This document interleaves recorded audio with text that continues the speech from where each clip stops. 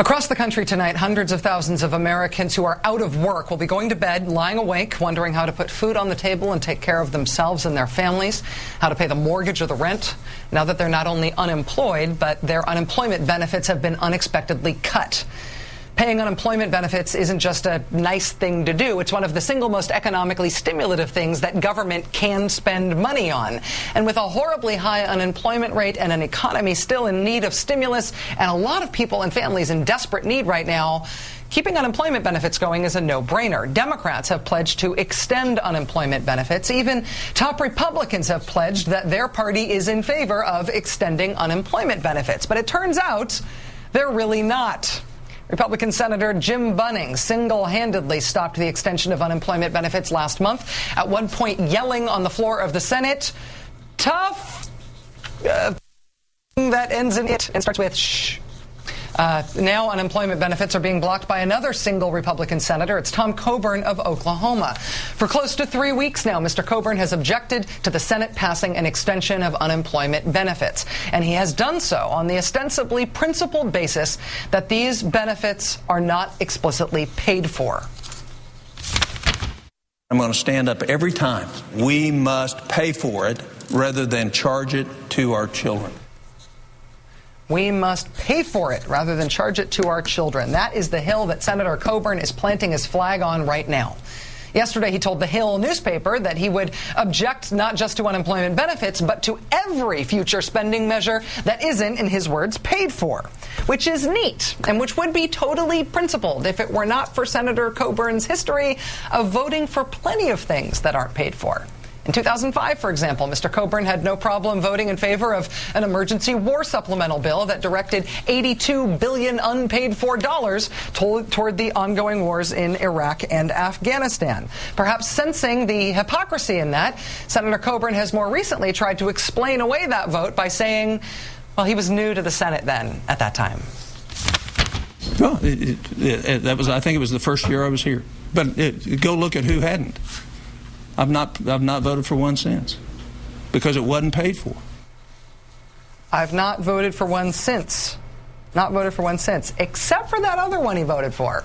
Mr. Coburn also voted for the emergency war supplemental bill in 2006, which is also a multi-billion-dollar bill that was not paid for. See, there it is. Coburn, our Oklahoma. Yay. Senator Coburn also voted for the bank bailout, despite a lack of spending offsets for that. He voted for tax cuts that just got tacked onto the deficit without offsets. He has done this a lot. Earlier this year, when the Senate voted on instituting pay-as-you-go rules, the concept that he says he supports of not spending without offsetting the spending, except in emergencies, Senator Everything Must Be Paid For Coburn voted no on that. Senator Everything Must Be Paid For voted no on the legislation that requires stuff to be paid for. So when Senator Coburn says he is blocking unemployment benefits or blocking funding for wounded veterans' caregivers like he did last year, or anything else that he now says he's going to block, not because he wants to block those things, but because of his unyielding principle that he won't vote for anything that isn't paid for, when he says that, he doesn't really mean it. He's voted for plenty that wasn't paid for. But the senator has not let that hypocritical record get in the way of feeling great about himself for standing on his fake principles. He told the Hill newspaper about himself yesterday, quote, "The easiest thing in the world is to pass this bill unpaid for. But consider the millions of Americans whose financial futures would be damaged versus the relatively small amount of people who will be affected by this delay. Now you tell me which vote takes the most courage." Here's a hint. If you're complimenting yourself on your own courage, something else might be at work here other than just your sheer, selfless, humble bravery. Last summer, you may recall, Senator Coburn's housemate at the C Street House, Senator John Ensign, admitted having an extramarital affair with his staffer's wife, who was also his staffer. You may also recall that Senator Coburn got wrapped up right in the middle of that whole thing because of allegations that he secretly helped negotiate a cash payoff, essentially hush money, to be paid by John Ensign to the mistress and her family. At the time, Mr. Coburn categorically denied doing any such thing. He told reporters, quote, "I never made any assessment of paying anybody anything. Those are untruths. Those are absolute untruths." That was Mr. Coburn's official line. until he finally decided to come clean to the New York Times a few months later, acknowledging to the Times in October that he was, in fact, Mr. Enson's affair intermediary, despite his earlier vehement, self-righteous categorical denials of that. Senator Coburn was, in fact, the personal negotiator for Senator Ensign in the hush money discussions with the mistress's lawyer. In fact, Mr. Coburn is the one who personally rejected an $8.5 million settlement request from the mistress's lawyer, describing it as ridiculous. Despite being up to his eyeballs in the classy details of this deal by a married sitting senator to pay off his secret mistress, who he was still sleeping with at the time, Senator Coburn also found it in his heart to cast himself again as the upstanding, heroic man of virtue who no one should dare question about his involvement in what he definitely was involved in. He told reporters in July, quote, "I was counseling Senator Ensign as a physician and as an ordained deacon. That is privileged communication that I will never reveal to anybody, not to the Ethics Committee, not to a court of law, not to anybody." It's heroic, right? Tom Coburn providing mistress payoff haggling services in his capacity as a deacon.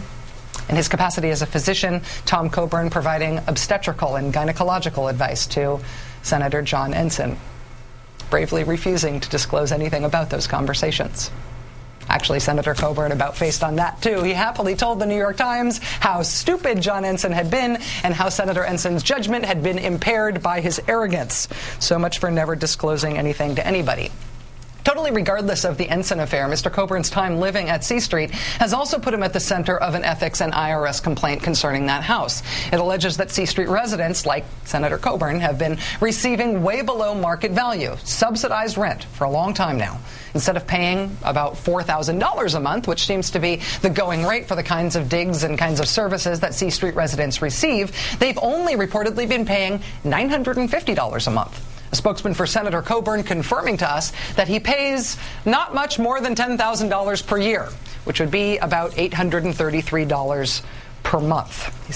The senator's spokesman's statement to us was that he pays more than $10,000 a year. Now, perhaps as a result of all of our questions about this, Senator Coburn has now gone out of the blue after me, gone after the way that I have talked about him and these problems on this show. Mr. Coburn told the website The Daily Caller yesterday, quote, "Look at Rachel Maddow. She comes at me on the basis of emotion. She demonizes me. I don't want conservatives to win on the basis of emotion. If we lower ourselves to the level they operate on, we hurt ourselves and our arguments." I mean, he does have a point. I am notoriously histrionic. And he is so calm, so cool, so even keel. I can't tell you how worried I am about what this bill is going to do to my senior patients. I have a message for you. You're going to die sooner. What the American people ought to pray is that somebody can't make the vote tonight. That's what they ought to pray. I have been known to burst into tears randomly just for fun, but Senator Coburn is the guy who's urging people to pray that a fellow senator might die, or at least be incapacitated, ahead of the health reform vote last December. Before that, we heard him telling seniors that they're going to die if health reform passes. During the Senate confirmation hearing for Supreme Court Chief Justice John Roberts in 2005, Senator Coburn, who again now accuses me of being too emotional, managed to pick his head up from the crossword puzzle that he was ostentatiously working on during the hearing long enough to give this assessment of our current politics. When I ponder our country and its greatness, its weaknesses, its potential, my heart aches for less divisiveness,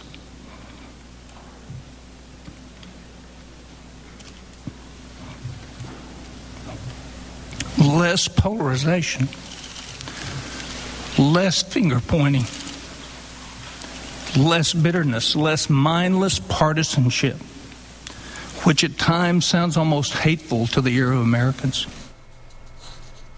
Noble sentiment, hard to take from the guy who prays for fellow senators to die ahead of votes and tells seniors they're going to die because of health reform.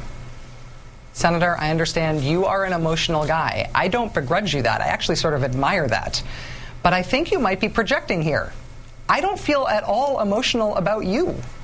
I just want to know how you can stop people's desperately needed unemployment benefits by claiming a moral high ground principle of not voting for things that aren't paid for when you voted for plenty of things that aren't paid for. I want to know, Senator, who pays your rent?